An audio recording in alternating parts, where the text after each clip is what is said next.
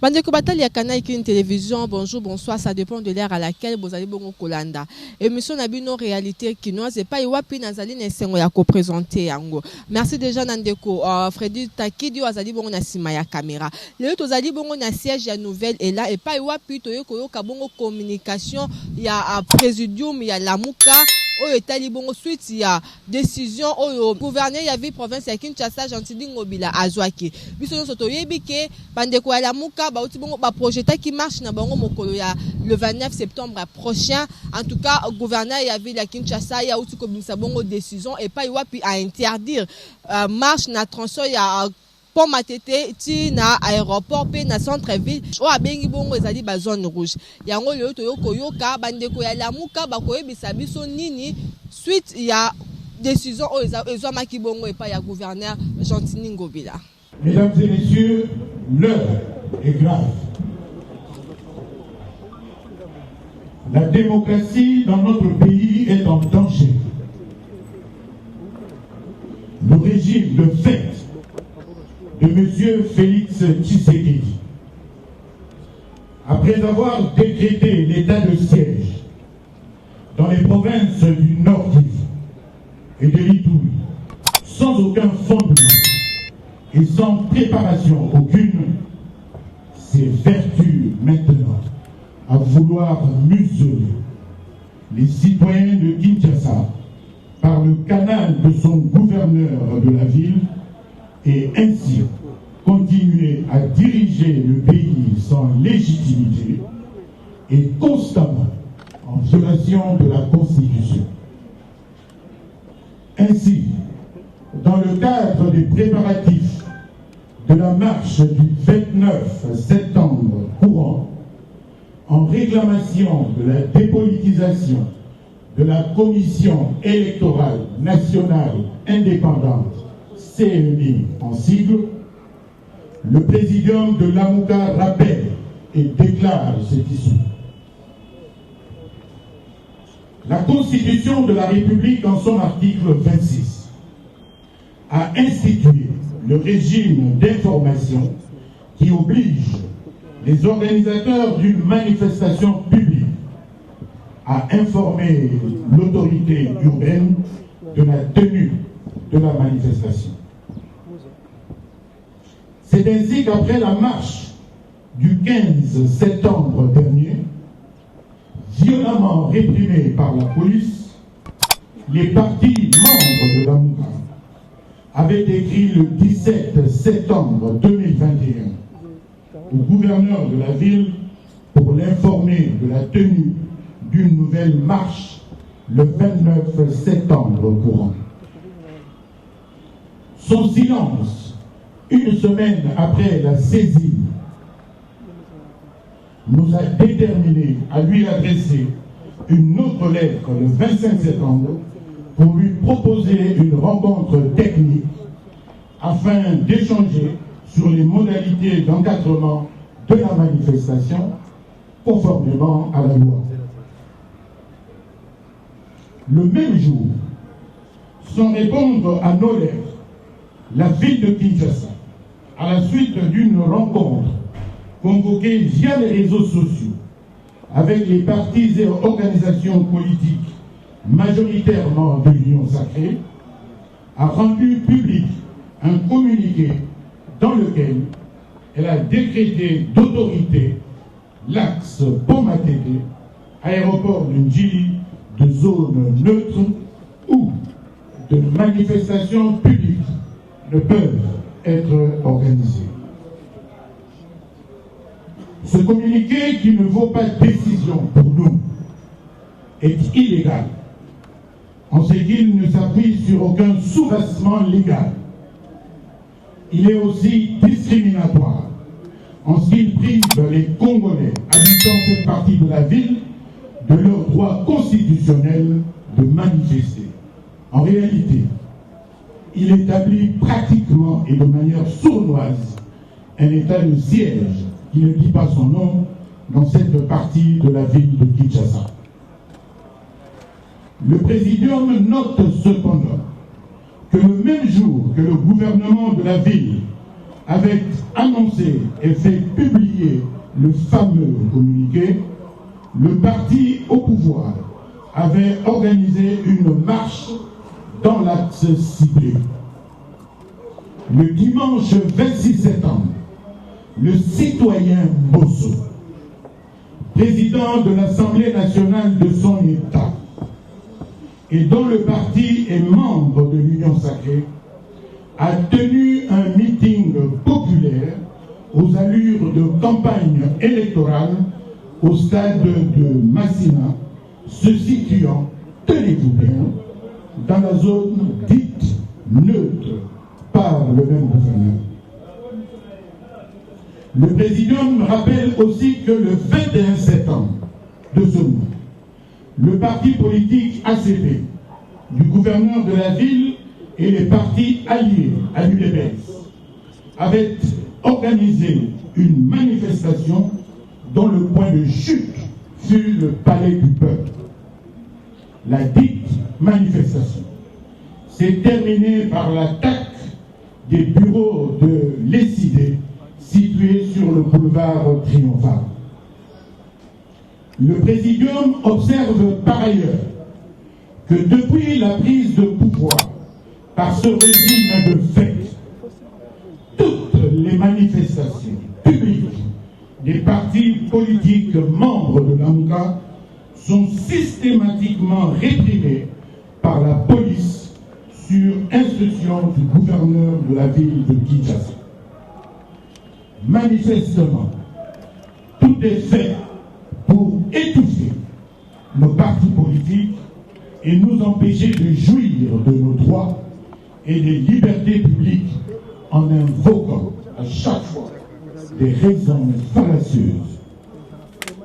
C'est justement contre cette discrimination et contre cette dictature que nous avons décidé de résister conformément aux articles 12 et 28 de la Constitution. Ainsi, le présidium de l'AMCA annonce solennellement qu'il maintient sa marche pacifique du 29 septembre, courant qui partira du quartier 3 à Massina jusqu'au palais du peuple.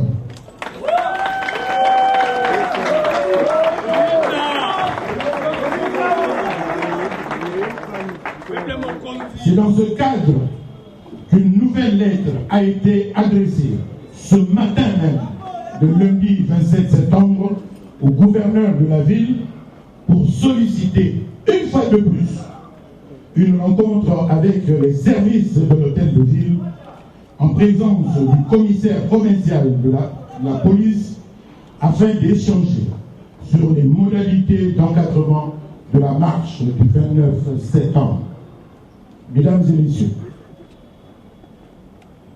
le présidium est au courant du complot macabre ourdi dans certaines officines politiques visant l'élimination physique des leaders et des cadres de l'AMCA.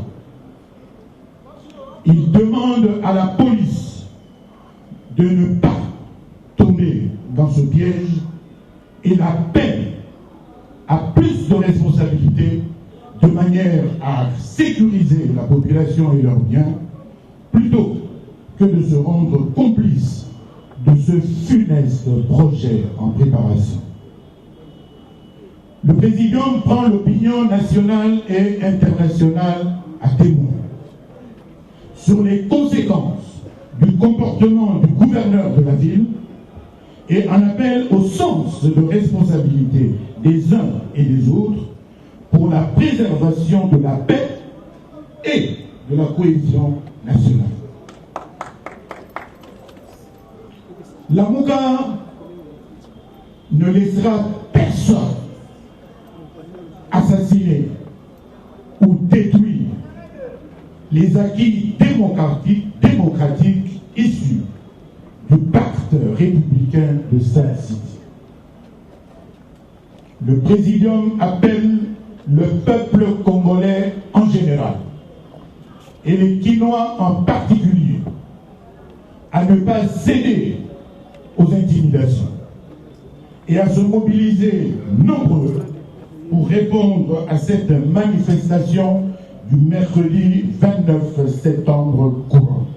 Que Dieu bénisse la République démocratique du Congo et son vaillant peuple, fête à Kinshasa le 27 septembre 2021, signé Martin Fayulu Madidi, président élu, Adolphe Mozito, coordonnateur de la Lamuka. Je vous remercie. Otukolanda bongo déclaration au bandeko ya présidium ya Lamuka basala kiloko ezaki point de presse te. Yango toza ko balancer les biso cette fois-ci ba réaction ezali bongo ba cadre ya Lamuka baloba parce que toza kita yango tuna mituna te loko ezaki point de presse te ezaki nango kaka simple déclaration. Siko tokolanda quelques cadres ya Lamuka ningi ba kolobela biso o etali bongo marche ezali bongo projeté. Est-ce que bongo bazaka ka kondima que marche wana ndenge utu kolobela tout à l'heure et ça la ba transfert wana o gouverneur a pekisi. Quels sont les dispositifs au bandeko ya Lamuka bazui pona marche wana et salama ndenge esengelani to landa bango. Mobeko pesi ndingisa ndeko ngobela aponyela biso bisika kotambo. Mobeko pesi. Est-ce que mobeko ezaka ya bato Lamuka ndenge mususu ya bato nyonso ya ndenge mususu ezaka bongo te. Lobo mona pepe mboso na chango te. Samedi au monaki député provincial DPS a marché qui na chambo te. Bongo ka l'air Lamuka nde zone ko manette. Tolingi kolobaka que présidium et si lobby peuple congolais mercredi tokuta na quartier 3 na Tongo poto bunda pona lipanda seni. Tokoyi kolinga te mama. Tobebisa ba accord ba kio dozaki na San City. To bundi to meli ba gaz lacrymogène to bundi pour la démocratie. Lelo oyo moko ya ancien opposant na pouvoir to boma démocratie. Po bato bana elengia miel ba protéger ba poste na bango balingi bakanga minoko. Balingi peuple se manifester te. État de droit ezara sélectif. Tango eza bato ya IDPS ba au marché, tango eza bato ya ISN ba au marché, c'est que eza bato ya Lamuka ba homo créer ba raison fallacieuse. Tolobité. Le pays est en danger, Mboka est menacé, démocratie est assassinée et Sengeli to sauver Mboka. To sauver Mboka na kobatela la Mobeko likonzi. Oui, l'exhibition que pour accéder au pouvoir, il faut élection à Malamu, Oyo et qu'on permettre que bakonzi basa redevable na peuple. Nzokande lelo élection à Malamu et qu'on les la loi à Malonga, la bonne gouvernance électorale. Mais totali loi bango baponi eza loi unique biloko ekoti bololo toko baolamba ngoma na baolia nini esengeli tosala consensus autour de réforme tokele maponomi na délai constitutionnel na 2023 pour que topesa mboka bakambi ya malamu. Donc biso tokotika te tozali dans nos droits. Tozali ko exercer yango moto akoyi ko déclarer état de siège na chango moto akoyi ko déclarer état de siège donc ya ko bata ma 5 ebimisa kombo na ngo te président mais clair. Donc tozo bunda pona mboka ezon pifo na yango peuple ezon pifo na yango mboka kangwama yango tolobi le 29 tokozala stratégie na bango bakoluka ya ko distraire peuple ya koyana ba stratégie ya démobilisation biso de suite timbeli yango tolobi que tokobanda na quartier 3 totikeli mokanda lelo abenga biso to solo lolenge encadrement ya marche po ezali normal dès 37 ans après lutte pour la démocratie toyana marteau to boma démocratie ezali malamu te ezali le quoi tozo cracher la lutte ya papa Etienne Tshisekedi o alingaki amona état de droit en tant que docteur en droit alingaki amona état de droit et l'état de droit c'est d'abord l'équité entre le parti politique pour la nini IDPS a marché pour la nini ISN a marché Lamuka e marché te nyoso ana bobange koti na kana bango bazolinga te mokili mona ete popularité ya président élu Martin Fayulu ezaka ko s'accroître bilan tellement négatif batu nyonso bazali sikoyo ko comprendre que esengeli tozo bakonzo baza redevable somo ezosala bango yango bakomi ko attaquer ba fief bakomi ko attaquer na ba résolution na ba stratégie na ba décision fallacieuse oyo ezali na tina moko te na kati ya démocratie. Non, dispositif tous les dispositif oyo constitution peut balo ambo que ça copé sabiso. L'article 12 et les articles 12 et 28 de la constitution le bien que biso nos tous ba congolais tous en la même droit, tous jours dans même droit. Et puis monsieur Gentini ce qui total mibe kambo kaza na ba prérogative au EPCM mpifo il y a que décréter une partie de la République comme zone neutre terre azanangote. Mais regardez tant que yaza koloba chango za zone neutre. Mais tout le monde, il y a parti politique, il y a union sacrée, il y a l'activité. Monsieur Mbosso a salaki meeting, après communiquer à Monsieur Gentini, UDPS et Sali, comment dire, marche, je dis bien marche, le même jour. Alors, Bissotolobi, nous devons résister face à cette discrimination, nous devons résister face à cette dictature. Il se donne les prérogatives, il est hors de question pour nous capituler devant quelqu'un qui veut vraisemblablement comme museler la mouka, peut qu'on restreindre de manière unilatérale la liberté d'habiter en tant que peuple. Donc, et nous avons ce matin, pour lobby, dans la réunion, quels sont les mécanismes en place avec le responsable provincial de la police pour marche Nabiso et encadrer. Donc, nous serons bel et bien là le mercredi dans le quartier 3 pour Totambola. Déjà, maman, il faut confirmer que Kino était bien ami belé dans mon colonie Sato il y a semaine le 29 quoi qu'on réponde massivement à l'appel ya bakambi à la muka pour na ko boya biloko commissaire de Tolobaki to boyi senior iskambami na ba politique to boyi glissement to boyi pe fraude électorale pour être boyi bien ma ponomi wuta 3 cycles électoraux et suni mbokate mais faut qu'on rappelle suite décision de Congo bila état libisoté pe kota la kabisoté pour Tolobete sur pied ya nini mokanda nini o epesier droit à déclarer parti moko na Kinshasa zone rouge. Est-ce qu'il y a combien de ministres intérieurs ou territorial psychose ni alinga créer na kati ya population to lobité décision wana état libisoté to koza la libande puis to kobandela itinéraire na biso kuna et puis ba kondi ba rappeler sous mukando ba komeli le na tongo eza po etabenga biso to discuter na la police ya Kinshasa o kamanda ko ndeko kasongo na ndeko tengelito na ba mesure encadrement. Donc ça veut dire que marche na biso ezali lelo to ko boya nde ba imposition dictatoriale pour décision ya ngobila eza décision moko dictatoriale décision ko ya pour ko sepelisa bato et non peuple. Les libertés publiques bazoa chapitre mobimba pour na constitution o ezo garantir yango et puis soko zongi na parti républicaine na biso na San City. Nous avons dit on peut tout accepter sauf qu'on nous traite de manière inégalitaire. Donc biso na article 12 de la constitution to ndimete to za la ego. Donc droit de komboso azaki nango ya ko toni sabatu na stade municipal ya Masina na ba parti union sacrée biso peut na droit ko bimisa batu kaka na Masina wana pona ko marcher kosenga et puis en plus maman biso ton to marchaka eloko bukana kate biso ton to marchaka to betaka moto te mais bato ba betaka bato ba bukaka ba siège bato ba cause autorisation ba cause la protéger pour anini biso te yango to lobi to kondima te au prix de rien ba aliéner droit na biso ayeb sa biso ade fakoti kuna est-ce que ba mbororo ba bimi kuna tant on déclare en zone rouge il doit avoir des soubassements ko yebisa biso te zone rouge pour les autres remarquer que kuna insécurité dans makasi sur pe anini.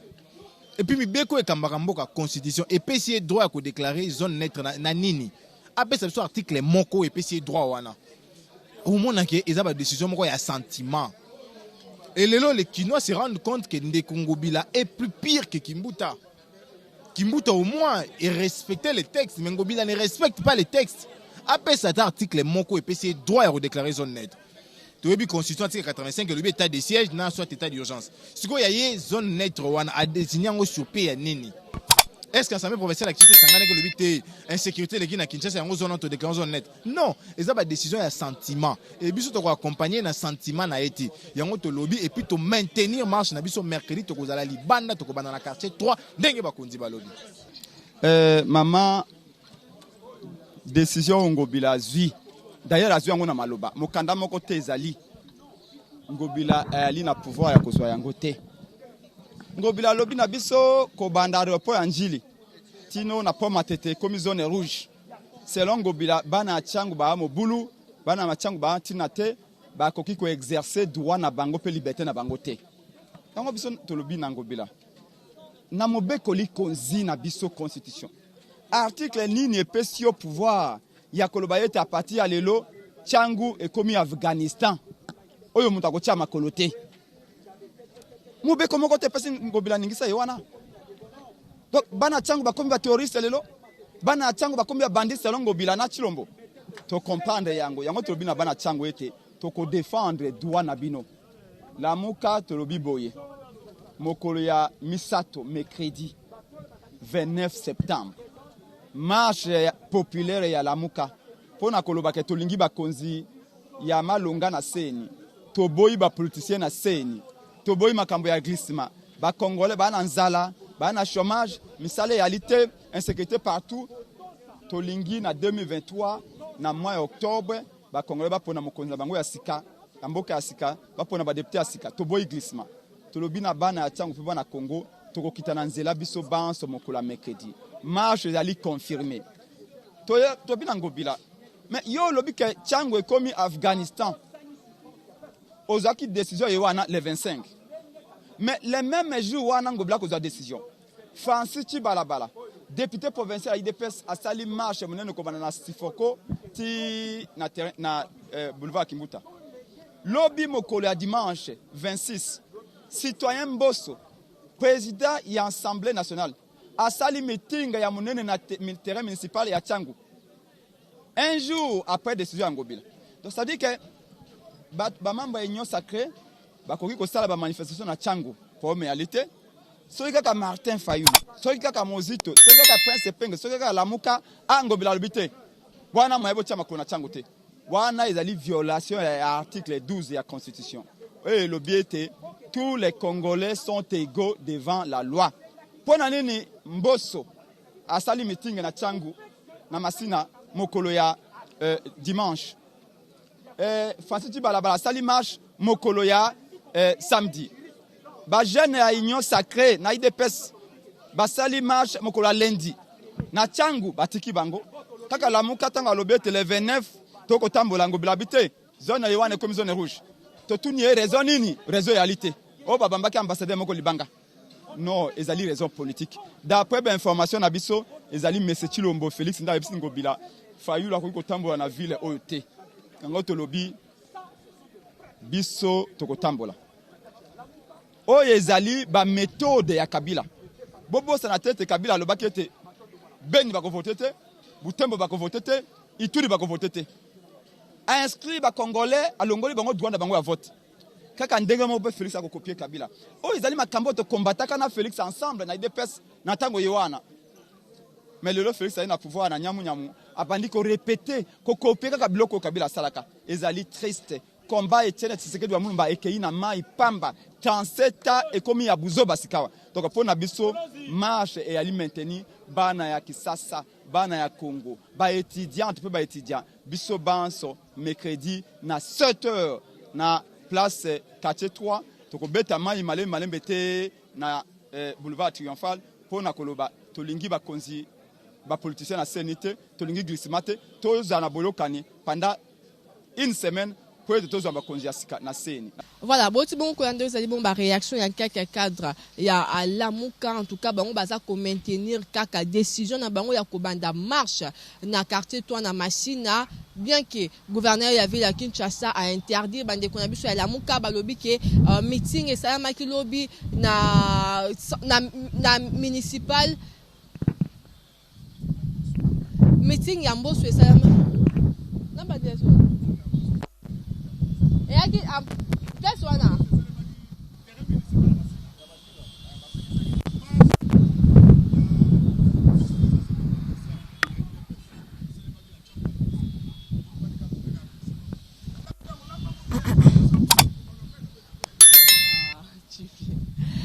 voilà, votre nabongo ezali ba réaction, il y a quelques cadres, il y a Lamuka en tout cas bango ba maintenir kaka décision na bango ya ko banda marche na bango il y a mercredi 29 septembre prochain à quartier 3 il y a dans Tchangu kuna bien que le gouverneur a interdire Tchangu kuna ya zo benga ngo zone rouge moya ko sala ba marche ezali mais bango bazaka ka ko maintenir bande ko biso Lamuka ne botu ko anda ba lobby ke moko na lobby dimanche ou eleki président de l'Assemblée nationale ya RDCI asalaki bongo meeting na Tchangu kuna plein na craquer pour nini ba pekisa kité avant-hier ezaki bongo vice-président ya Assemblée provinciale ya Kinshasa o azali bongo moto ya deux passer passer qui marche pour nini ba pekisa kité kozela kaka na kat na oya tour na bango nde ba pekisa balobi pour nini politique ya deux poids à deux mesures to comme bongo na suka émission mokona lebo tika na pesa mbote to ko remercier Fredine Taki do azaki bongo na sima ya caméra na pesa mbote na Pantine Sumbu azali bongo na montage na pesa mbote également ya ndeko Zulu